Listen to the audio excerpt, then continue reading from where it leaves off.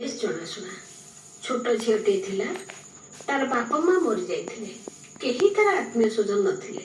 ତାକୁ ଭଲ ପାଇବାକୁ କି ଯତ୍ନ ନେବାକୁ କେହି ନଥିଲେ। ସେଥିପାଇଁ ତାର ଖାଇବା ପିଇବା କିଛି ଠିକଣା ନଥିଲା। କେଉଁଠୁ ମିଳିଲେ ଖାଉଥିଲା, ନହେଲେ ନାହିଁ। ଭାରି କଷ୍ଟରେ ତାର ଦିନ ବିତୁଥିଲା। ସବୁବେଳେ ତାର ମନ ଦୁଃଖ ରହୁଥିଲା। ଦିନେ ସେ ମନ ଦୁଃଖରେ ଗାଁ ଛାଡି ଯାଉଛି, ଦେଖିଲା ଗୋଟେ ଛୋଟ ପ୍ରଜାପତି କଣ୍ଟା ବୁଦାରେ ଲାଗି ଯାଇଛି। ପ୍ରଜାପତିଟି ନିଜକୁ ଉଦ୍ଧାର କରିବା ପାଇଁ ଯେତେ ଚେଷ୍ଟା କରୁଛି, ତା ଦେହରେ ସେତିକି ସେତିକି କଣ୍ଟା ଗଳି ଯାଉଛି।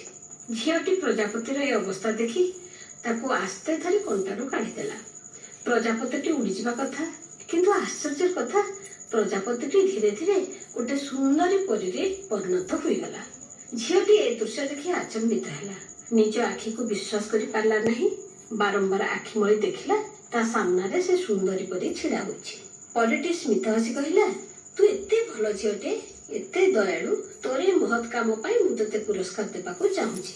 ତୋ ଇଚ୍ଛା ଯାହା ମାଗୁଛୁ ମାଗ, ମୁଁ ତୋ ଇଚ୍ଛା ପୂରଣ କରିବି। ଝିଅଟି କିଛି କ୍ଷଣ ଭାବିଲା କଣ ମାଗିବ। ପରୀ ପୁଣି ଥରେ ତାକୁ କହିଲା କିଛି ମାଗିବାକୁ। ଏଥର ଝିଅଟି କହିଲା, ମୁଁ ଖୁସି ରହିବାକୁ ଚାହେଁ। ମୁଁ ଭାରି ଦୁଃଖୀ, ମୁଁ ଆଉ ଦୁଃଖ ସହିପାରୁ ନାହିଁ। ମୋତେ ଯଦି ଦୟା କରୁଛ, ତେବେ ମୋତେ ଖୁସି ରହିବାର ଉପାୟ ବତାଇ ଦିଅ।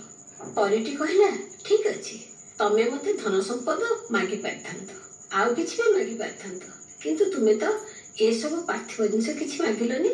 ତୁମର ଏତେ ଅଭାବ ଅସୁବିଧା ଥିବା ସତ୍ତ୍ୱେ। ପରୀଟି ଛୋଟ ଝିଅର କାନ ପାଖରେ ଚୁପ ଚୁପ କରି କିଛି କହିଲା। ତାପରେ ସେ ଆକାଶକୁ ଉଡି ଚାଲିଗଲା। ଛୋଟ ଝିଅଟି ଖୁସି ମନରେ ପୁଣି ନିଜ ଘରକୁ ଫେରିଲା। ଅନ୍ୟମାନଙ୍କ ପାଖରେ କାମ କରି ନିଜ ଖାଇବା ପିଇବା ଯୋଗାଡ଼ କଲା। ଆସ୍ତେ ଆସ୍ତେ ସେ ବଡ ହେଲା। ତା ରୂପ ଓ ଗୁଣ ଯୋଗୁଁ ଜଣେ କର୍ମଠ ସୁନ୍ଦର ଯୁବକ ତାକୁ ବାହା ହେବାକୁ ଇଚ୍ଛା କଲା। ଝିଅଟି ବାହାସାହା ହୋଇ ଖୁସିରେ ସଂସାର କଲା। ସେ ଆଖପାଖ ଅଞ୍ଚଳରେ ତାପରି ଖୁସି ବାସିଆ ପରୋପକାରୀ ସ୍ତ୍ରୀ ଲୋକ ଆଉ କେହି ନଥିଲେ। ସବୁବେଳେ ତା ମୁହଁରେ ମିଠା ମିଠା ହସ ଚିହ୍ନ ଲାଖି ରହିଥିଲା। ତାକୁ ଯଦି କେହି ତା ଖୁସିର କାରଣ ପଚାରୁଥିଲା, ସେ ଟିକେ ହସି ଦେଇ କହୁଥିଲା, ମୋ ଖୁସି ଓ ଆତ୍ମସନ୍ତୋଷର ରହସ୍ୟ ହେଉଛି, ମୁଁ ସେଇ ପରୀ କଥା ଶୁଣିଥିଲି ଓ ମାନିଥିଲି। ସେ ବୁଢୀ ହୋଇଗଲା ଓ ତାର ମୃତ୍ୟୁ ସମୟ ପାଖେଇ ଆସୁଛି ବୋଲି ଲୋକେ ଜାଣିଲେ। ସେମାନେ ଭାବିଲେ ଯେ ବୁଢୀ ମୃତ୍ୟୁ ସହିତ ଏ ଗୋପନ ରହସ୍ୟଟିର ବି ସମାପ୍ତି ଘଟିବ। ଏ ରହସ୍ୟ କଥା କେହି ଜାଣିପାରିବେ ନାହିଁ। ଲୋକେ ଏକାଠି ହୋଇ ତା ପାଖରେ ପହଞ୍ଚି ତାକୁ କାକୁତି ମିନତି ହୋଇ କହିଲେ, ଦୟାକରି ଆମକୁ କୁହ ସେ କଥାଟି। ତୁମକୁ ସେ ପରୀ କଣ କହିଲା? ତୁମେ ସାରା ଜୀବନ ସୁଖୀ ହୋଇପାରିଲ, ସବୁବେଳେ ସବୁ କଥାରେ ସବୁ ପରିସ୍ଥିତିରେ ଖୁସି ରହିପାରୁଥିଲ, ଏତେ ପରୋପକାର କରିପାରୁଥିଲ, ଆଦୌ ରାଗୁନଥିଲ, କେମିତି ଏହା ସମ୍ଭବ ହେଉଥିଲା?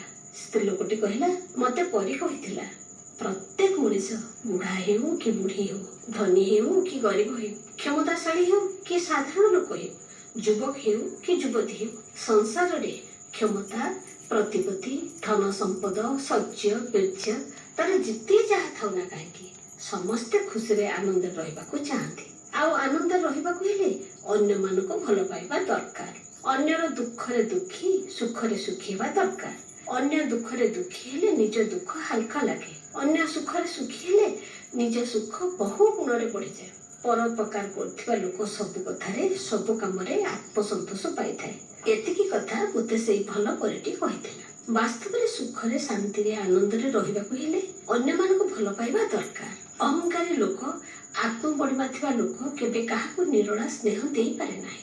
ତେଣୁ ତା ପାଖରେ ଯେତେ ଯାହା ଥିଲେ ବି ଆତ୍ମସନ୍ତୋଷ ନଥାଏ। ପ୍ରକୃତ ଖୁସି, ଆନନ୍ଦ ନଥାଏ।